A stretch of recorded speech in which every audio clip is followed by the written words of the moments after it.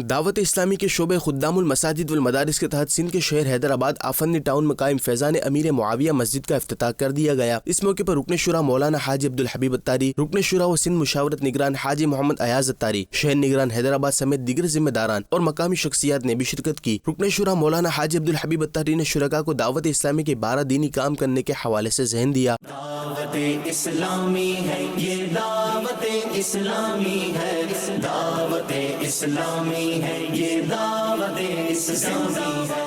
شعبہ خدام المساجد والمدارس کے تحت حیدرآباد کے اعلیٰ کے نورانی بستی میں قائم جامع مسجد کمال فصیح کا بھی نماز جمعہ سے افتتاح کر دیا گیا۔ اس موقع پر رکن شورا و سندھ مشاورت کے نگران حاجی محمد ایاز اتاری، شہر نگران حیدرآباد اور دیگر ذمہ داران سمیت مختلف شعبہ زندگی سے تعلق رکھنے والے عاشقان رسول نے شرکت کی۔ جامع مسجد کمال فصیح کے افتتاح کے موقع پر رکن شورا مولانا حاجی عبدالحبیب اتاری نے سنتوں بھرا بیان فرمایا۔ آج یہ حیدرآباد میں نورانی بستی میں دعوت اسلامی نے عظیم و شان مسجد بنا دی ہے۔ برابر میں ماشاءاللہ جامعۃ المدینہ کی تعمیر کا سلسلہ ہے، تو یہ پوری دنیا میں تعمیرات ہو رہی ہیں، اور اللہ کریم ہمیں بھی توفیق دے۔